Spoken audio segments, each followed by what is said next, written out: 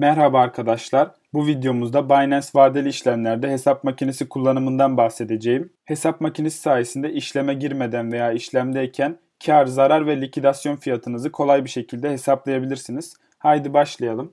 Sizlere uygulamalı göstermek istediğim için hemen bir pozisyon açayım. Pozisyonumu Bitcoin ile açmak istiyorum. Kaldıraç oranım 10x ve ben şu an için Cross emir tipini tercih ediyorum.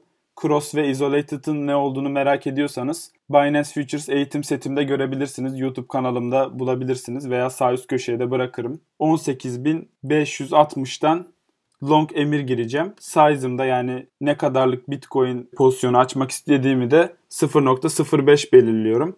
Ve long diyorum. Ben işlemlerimi limit kısmından yapıyorum arkadaşlar. Market kısmını seçerseniz işleminiz hemen gerçekleşir fakat fazla komisyon ödersiniz. Ben biraz cimrilik mi yapıyorum diyeyim artık ne diyeyim. Ben limit emir kullanıyorum ki daha az komisyon edeyim. Çünkü uzun vadede bu komisyon işleri gerçekten adamı mahvediyor. Yani durmadan market emirle al sat yaparsan ettiğin karların veya zararların bir kısmı komisyona gidecek. Ondan dolayı yaklaşık 1-2 dakika beklesem bile ben limit emir tercih ediyorum. Yani benim almak istediğim fiyata gelirse ben alırım. Gelmezse yapacak bir şey yok. Yani stratejim bu yönde. Şimdi bekleyelim. 560'a geldiğinde benim emrimi alacaktır. Şurada Open Orders'ta da görebilirsiniz. 18.560'a geldiğinde benim long emrim devreye girecek. Amount dediğimizde emirin büyüklüğü. Yani ben kaç Bitcoin ile bu işlemi açtım. Şuradan başka coinler de seçebilirsiniz. Burada başka coinleri de long, short yapabilirsiniz. Hesap makinesine şu kısımdan girebiliyorsunuz. Burada P&L hesabı, target price, likidasyon fiyatı. P&L dediği arkadaşlar, şu an işlemi açmasak da size göstereyim. P&L dediğimiz arkadaşlar kar zarar oranı. Benim giriş fiyatım 18.560'tı. Exit price'ım yani entry giriş arkadaşlar. Exit de çıkış. Quantity de miktar. Pozisyona girdiğim Bitcoin miktarı. Şurada BTC yazıyor zaten. Ben bu pozisyonu $19.000'da kapatırım arkadaşlar. Buraya da $19.000 yazıyorum. Ne kadarlık Bitcoin ile demin açtık biz bu işlemi? 0.05. Calculate yani hesapla diyorum. Ve yaklaşık gördüğünüz gibi ROE dediği şey ben bu işlemde yaklaşık %47'lik bir kar elde edeceğim. Ve 46 dolarlık şu anda 0.05 Bitcoin 46 dolar ediyor. Ve 22 dolar değerinde benim bu işlemden bir kazancım olacak.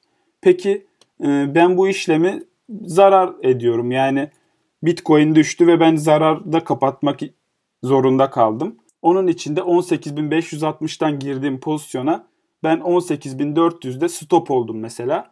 Calculate diyorum. Bakın 8 dolarlık bir zararla bu da yaklaşık %17'lik bir kayıba denk geliyor. Hesapladığımda eğer böyle bir durumda karşılaşırsam önceden görebiliyorum. Bakın daha pozisyon Open Orders'ta daha pozisyonu bile açmadan pozisyon hakkında fikir sahibiyim. Burada mesela 25x yaptığınızda oran değişecek. %21'lik bir zarara denk geliyor. Bu long için böyle. Bir de bunun short kısmı var. Short'ta da mesela short'ta ben bu işlemden kar ederim. Çünkü 18.560'dan girdiğim Bitcoin 18.400'e düşmüş. 25x'te de gördüğünüz gibi bu sefer de 8 dolar değerinde bir karım oluyor. Yani PNL'm 8 dolar oluyor. Bu ROE'de %100'lük. Mesela şunu 125x yapın. Bunu 18.000 dolar yapın. Bakın şimdi karı görün. Bakın %377'lik bir kar var. 7 dolarlık girdiğim işlemde 28 dolar değerinde yani parayı yaklaşık 4'e katlamış oluyoruz. P&L yani kar zarar hesabınızı bu şekilde yapabilirsiniz. Target price var arkadaşlar. Target price dediğimiz şey de sizin satış için hedef fiyatınızı veren bir özellik hesap makinesinde. Mesela entry price'ınız 18.560 ve siz bu işlemden 10x kaldıraçla mesela 10x kaldıraçla %20 kar elde etmek istiyorsunuz. Burada hesapla dediğinde Bitcoin fiyatı 18.560'tan 18.931'e geldiğinde siz %20'lik bir kar oranı elde etmiş oluyorsunuz. 10x kaldıraçtayken bunu mesela 50x yaptığınızda calculate dediğinizde daha düşük bir miktar çıkıyor. Ayrıca kaldıracınızı mesela şunu şöyle yapalım bir de. Mesela %1000'lik bir kar elde etmek istiyorsunuz 50 kaldıraçtayken. Calculate dediğinizde Bitcoin'in 22.000 dolarlara gelmesi lazım ki siz %1000'lik bir kar elde edin. Short için de aynı şekilde. Bir de likidasyon fiyatı var arkadaşlar. Likidasyon fiyatı dediğimiz şey de sizin pozisyonunuzun sıfırlanacağı fiyat demek aslında. Siz 100 dolarlı bir işleme girdiğinizde likidasyon fiyatınıza Bitcoin fiyatı veya girdiğiniz coin'in fiyatı düşerse sizin paranızın sıfırlandığı fiyata biz likidasyon fiyatı diyoruz. Mesela şurada demin Open Orders'ta bu arada beklerken Emir devreye girmiş. Şu anda yaklaşık %1'lik bir kar var. Girdiğim 92 dolarla cross işleme girmişim.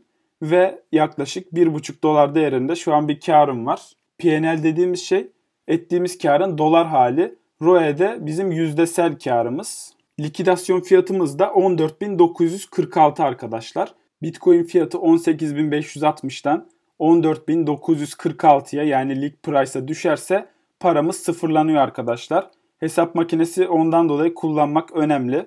Şimdi hesap makinemize geri dönelim. Likidasyon fiyatındaydık en son. Şuradan işleminizin türünü seçersiniz. Cross var ve isolated. Isolated ayrı, cross ayrı. Onun için bir video çekmiştim. Kanalda bulabilirsiniz. Buradan long short'unuzu ayarlıyorsunuz. Mesela entry price'ımız bizim neydi arkadaşlar? 18.560 yani giriş fiyatımız. Ne kadarlık biz Bitcoin ile girdik? 0.05 Bitcoin ile girdik. Calculate diyoruz. Ve benim likidasyon fiyatım buradaki gibi. Yani şurada da görürsünüz 14.946. Burada da aynı rakam çıkıyor. Bu cross'tayken arkadaşlar.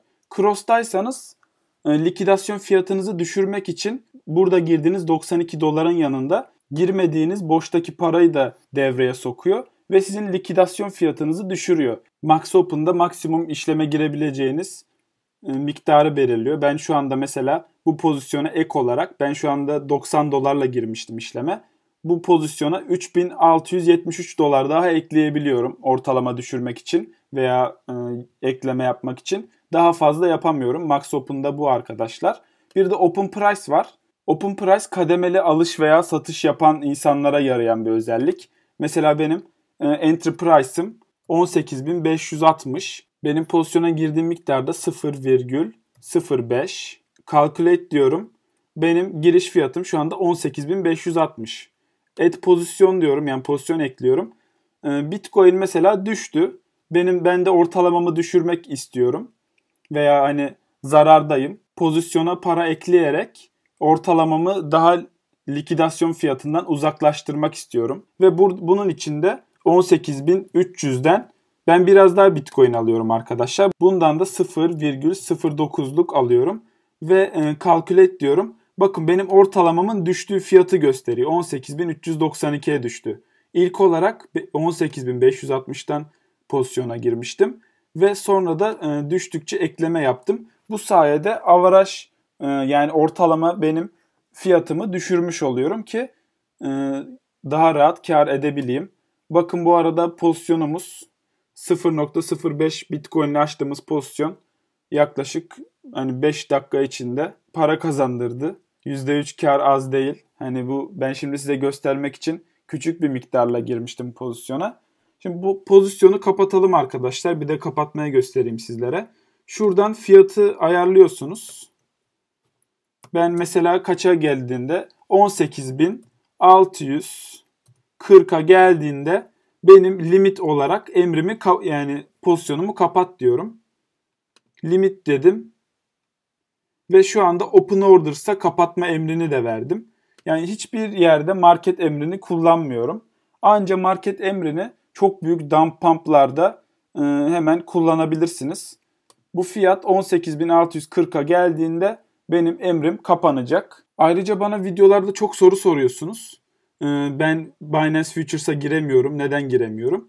Çünkü arkadaşlar şuradaki N yani England, English. Biz Türkiye'den girdiğimiz için orada TR yazıyor.